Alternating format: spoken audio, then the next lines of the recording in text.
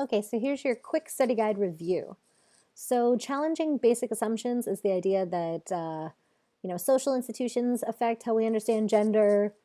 Obviously, women aren't monolithic category, which I'll talk about in a second. And really the idea that, history or the way that we understand the world is really shaped by patriarchy, sexism, all of these kind of forces.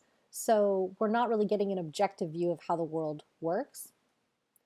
Women are not a monolithic category, just meaning that you can't say like all women blank because women experience things differently depending on their social locations, meaning those intersecting different identities that affect, you know, um, our experiences and opportunities. Okay, as far as what feminist theories agree on, they agree that society is what shapes our understanding. So, the social constructed nature of society versus those biological arguments is say men are this and women are this, and it's all from your biology. um, let's see, another thing that they agree on is that we need to change the way people think and act around gender. And also that women should be respected and that their concerns should just be at least as valid as men's, right? Okay, the stigma of feminist, this idea that, especially in the pop culture, the portrayal of a feminist is someone that's like bra burning and like an angry man hater, things like that. Actually, I think this just came up with Kellyanne Conway, right? She made some comment about how she's not anti man or pro abortion, so she's not a feminist. And I love Merriam Webster Dictionary has this amazingly aware Twitter account right now that tweeted at her the actual like definition of feminism, which is a person that believes in equal rights for people. Right? So it's an interesting moment. Anyway, so that kind of goes back to the idea of like what do we hear in the culture? Well, Kellyanne Conway nailed it. That it's you know, that feminists hate men and they want to destroy men, right? No, they just hate the concepts and stratification of our culture based on gender. It doesn't just hurt women, it hurts men as well, right? Anyway, whatever. Sociological imagination, right? The idea that you have to look at a person's biography, but also look at it within the context of the larger social structure. So you need to look at, what is someone's individual experience, but how is their experience shaped by what opportunities or limitations they have based on, those social institutions, basically, the larger social context, the history, all of that kind of stuff. Okay, so the birdcage metaphor, that just basically means that, it's kind of this idea that is where, kind of going back to that intersectional logic that, different social institutions have ways to imprison us. So we'd like to focus on one thing. Like, let's say we'll say, oh, well, it's family. It's the way that women are portrayed in the family as the person that has to take care of children or the person that, has to stay within the home or do the housework or whatever it is. So what she's saying is when you attack one category of, something like that in the social structure, like something that's sexist against women in that context, but don't see how it fits into the larger social structure of sexism, you're missing the whole picture. So she says it like a bird cage, basically. If you're a bird and you see a wire in front of your face blocking you from getting out, you can think, well, if I attack this wire, I can be free, right? But once you're actually able to get out of the bird cage and you back up and you look at the bird cage from the outside, you see that there's a lot of different intersecting wires that hold that in. So that's kind of what she meant with the whole birdcage metaphor. Okay, men's studies, what I want you to know there is that it emerged from the women's movement. And really, it looks at gender as a central feature of how we understand our lives or how we structure our lives. Let's see, gender affects the experience of us all. Okay, that's kind of obvious. That's the question. It does. It affects the experience of us all. Let's see, faulty generalization is when you take info from one thing and incorrectly assume it applies to everything else, right? So we talked about this bit, how, this is kind of the way that, we essentialize or erase difference is by saying, well, if this one person did this, therefore all blank. So this is kind of how stereotyping develops out of faulty generalization. So you say, well, this one woman acted like this, so therefore all women are this, right? It's a important kind of thing to look at because, especially in our culture right now, we're at this great loss of critical thinking, where people can look at an argument and be able to kind of suss out whether or not it is faulty or whether or not it's making a a larger generalization about a group based on some premise that doesn't really have any validity to begin with. So yeah, anyway, second shift is the idea that women should have to do the majority of child rearing and housework even after they get home from work, right? So that's kind of the expectation. Matrix of domination is this idea that we're simultaneously oppressed and the oppressor. So kind of going back to what we were talking about with the intersectionality stuff or the different social locations is that, in some ways you can be privileged and in some ways you can be oppressed. So like for myself, being a person that's white, I have race privilege. But being a person that's female, I don't have gender privilege. So based on, all of those kind of different identities you could put together in your life, you're going to have different, kind of places within that matrix of domination. And of course, that's going to affect your perspective, right? Or how you can understand the world. Alrighty. Okay, so moving on to chapter 2. Super basic stuff, right? The idea that sex is the biological assignment at birth, gender's the kind of social way we understand how people live as a male or female.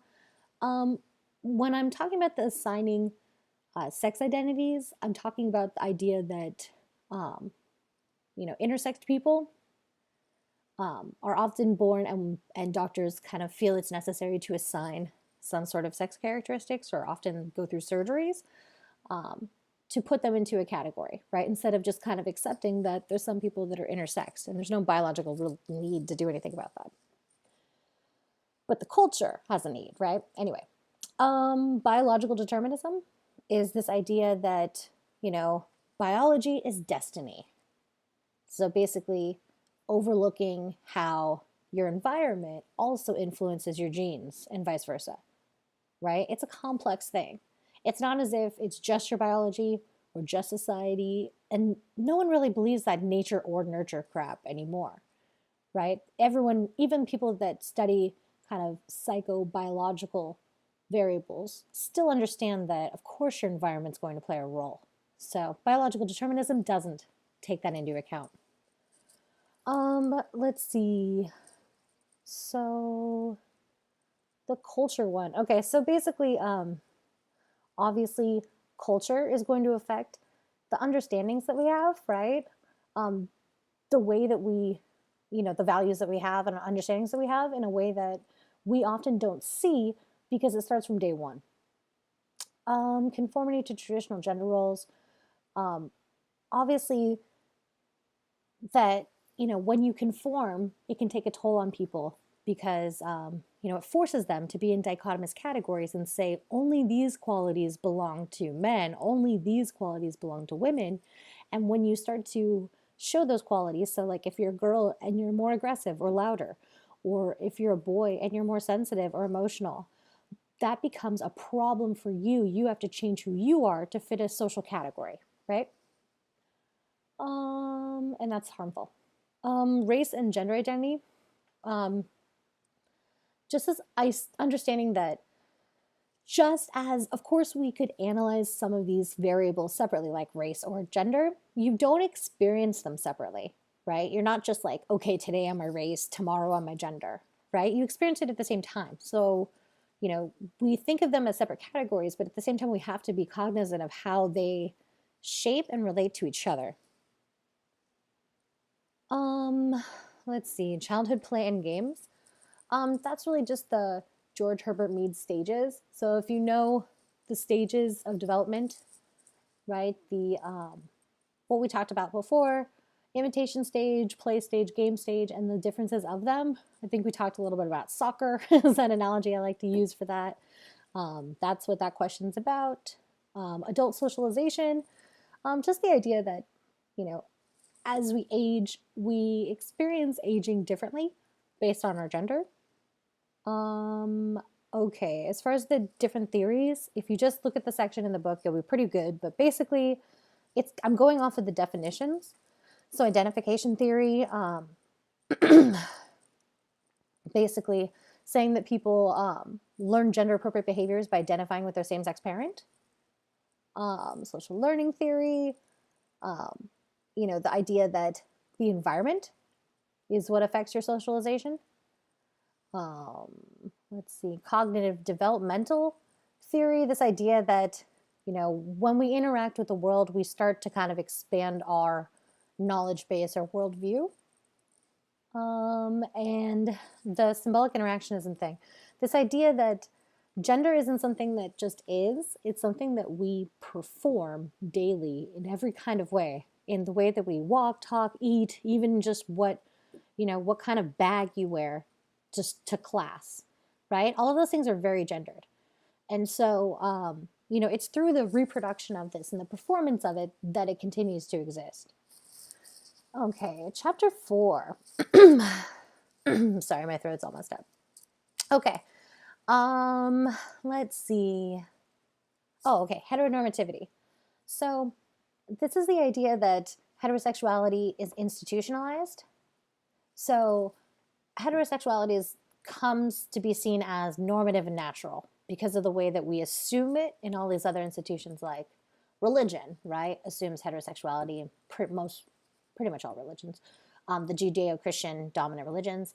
When you look at different social institutions, there's these expectations of that. So even within the government itself, right?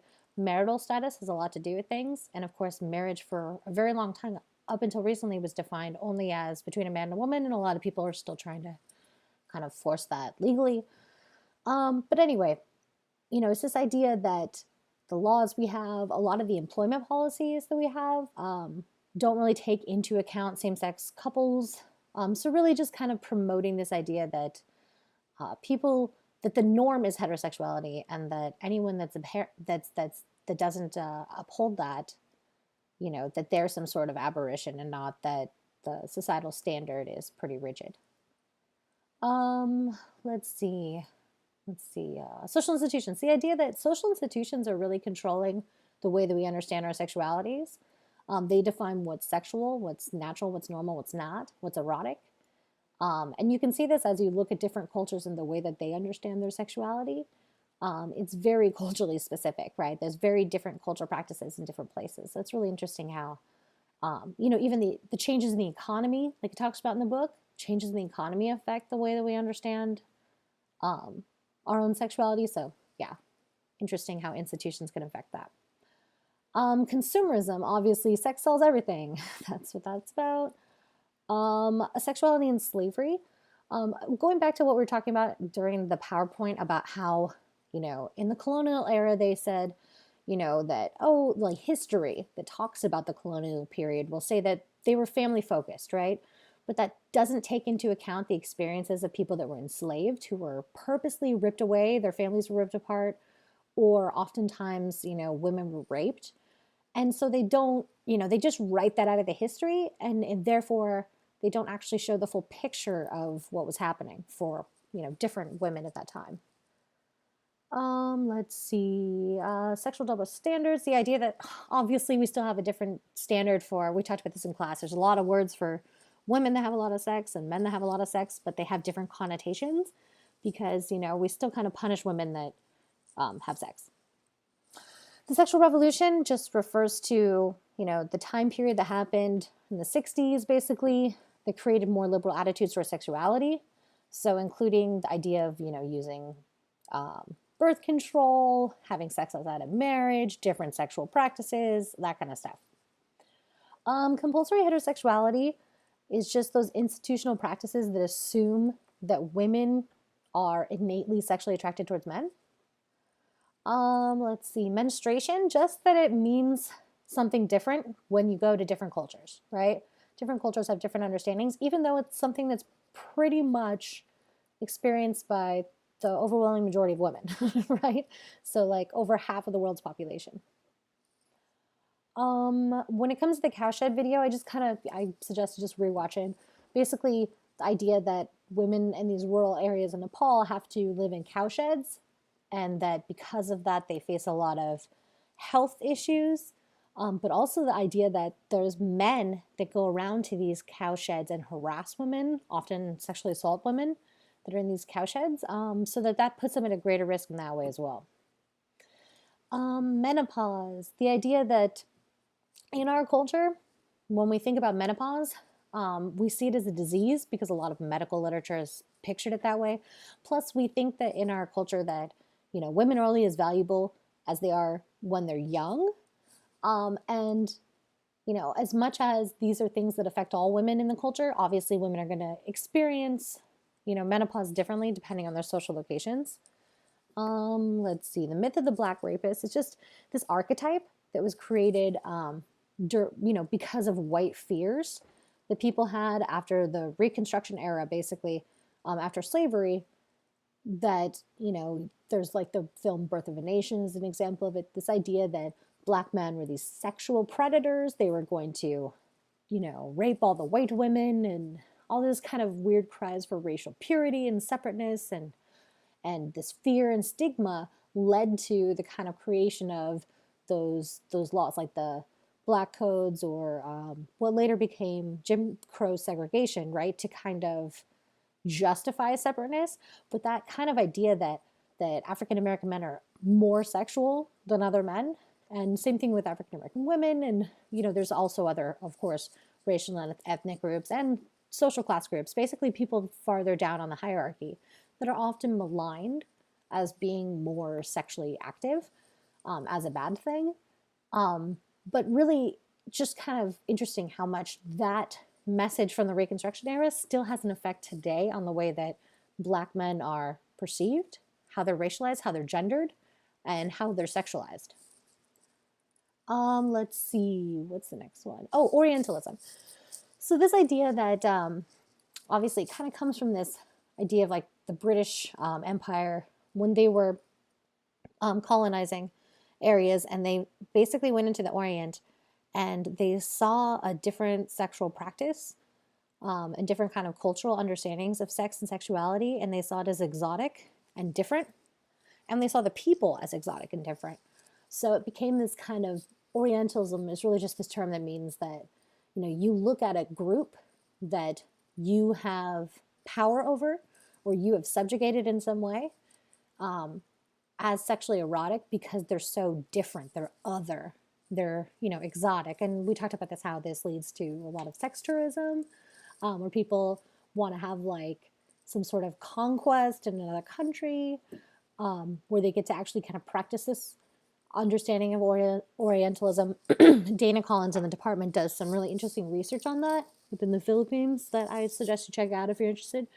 But yeah, it's just really this idea of kind of othering and switch. I mean, just an interesting difference between the people that were colonizing, had this very, the way that we do in the West, is very scientific view of sexuality. What is it? How does it work from a scientific perspective? Like, think back to your health class, right? They weren't talking about love and respect and consent. They were talking about, the Vans differens, the vas differens, the like, fallopian tubes, right? We look at it very scientifically, which removes the kind of head and heart from sexuality, right? But in other cultures, people are very sex forward with it. Their focus is on how do people achieve pleasure or experience pleasure, and not on, how do these specific parts work.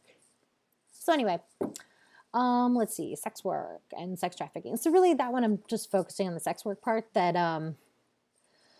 just kind of the definition, I guess, of what it is. So working in the sex industry, right? And that means any of those things we talked about that are kind of in that banner of sex industry. So it could be phone sex, strippers, porn, right? All of those, like escort services, all of those services that are related to the sex industry. Let's see. Oh, also, just like every other kind of work, unfortunately, every kind of work, it has a very gender division of labor. So that's kind of what makes it similar to other forms of work. Let's see. power and patriarchy. So, power being the idea that you can control what someone else does, what a person or a group does, right? Patriarchy, of course, is an organization of society where men are privileged, they have more power or dominance, or they're more respect, clout, as it were. So it's really just the structure of society that preferences men over women. So they're both ways that kind of resources or opportunities are stratified, but in different ways, in different organizations. Let's see. Okay, heterosexism is, again, kind of going back to when we're talking about those institutional ideas, like kind of working into the institutions, this idea that heterosexuality is normative and natural. Let's see. Oh, and of course, homophobia is just a fear or hatred of homosexuality. Queer theory basically argues that all sexual identities are socially constructed, and that we think of sexuality just like we think of all of these things as sex or gender. Any of these things are like categories that are cut and dry. They have barriers, they're dichotomies. You're this or you're that. And queer theory is saying nope, that all of those kind of fixed categories that we think exist, that we tell ourselves exist, are really changeable, right? They have changed. Like if you look at our own culture over time, or if you look between cultures, they don't have a static nature, right? They are very different between cultures. So just kind of looking at that, seeing how sexuality, there isn't really like one normative or natural sexuality. It really depends on the culture. Let's see. Okay, the last one here, the socially constructed basis of sexual identity.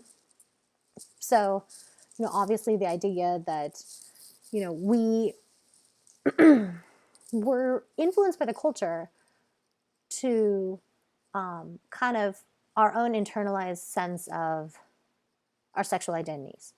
So if the culture eroticizes certain body parts, if the culture, promotes that men have a certain sexual and women have a certain sexual, that's going to affect the way that we understand ourselves and our place within sexuality, right? What we desire, what we, aspire to, that kind of stuff.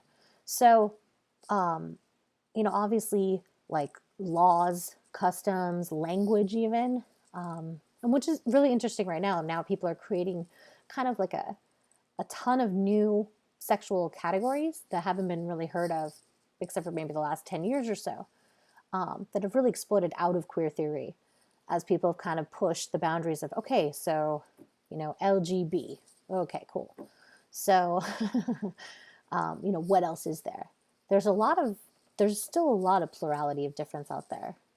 So, what language we have, if we have identities to explain what that means, like we talked about this in class, the idea of bisexual versus, pansexual.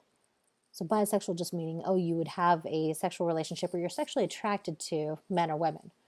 But that's still kind of going with the binary logic, right? That's still kind of regressing in the current day logic of sexuality. So, pansexual would just mean you are sexually attracted to men and women, also including trans men and women, right? So, those little differences in language make a big difference in, creating identities that people can kind of gather around and, affect their own internal sense of who they are. Okay, so then for the short answer essay questions, I'm really looking for some sort of analysis of, for the first one, what issue you would take to task and what you think could be done. And again, this doesn't have to be you personally would go out and do this or that. What do you think should be done at a local level? What should be done at a community level? But what could also be done at a national level, at an international level? It's really up to you, the scope that you want to take on this one. It's just more, I'm looking for how you're explaining the problem and a potential solution, right? And again, you don't have to solve the entire scope of the problem, but the idea is all of the things that we saw in the film, the film tries to focus on those people that are fighting against these horrible injustices around the world. And that there's these couple like amazing, strong, brave, focused, talented women that are, putting in their own time and lives and resources in order to kind of lift these other women out of, the suppression that they're facing. So, what is a way that we can kind of take that in ourselves, right? To kind of be inspired by these amazing women and see, that we can also make a difference and a change. What is something we could do? Anyway, heteronormativity. So there, I'm literally looking for the definition, right? This kind of assumption that heterosexuality is normative and natural, anything else is bad and wrong. And how is it related to the social institution of gender? Oof, this is where I'm looking for you to kind of make that stronger connection between how we assume that everything is a straight line, right? We assume that your biological sex identification at birth is directly connected to your gender, is directly connected to your sexuality, right? Is it? Of course not, right? It's not. Sorry, I'm not trying to be dramatic. But what that really means is you're going to have to kind of explain how this institution itself of gender, this understanding, this kind of cultural presence of gender is connected to heteronormativity, or how it is reinforced, or how they reinforce each other. Alrighty, so hopefully this helps. I went through all the fun stuff, so yep, here it is.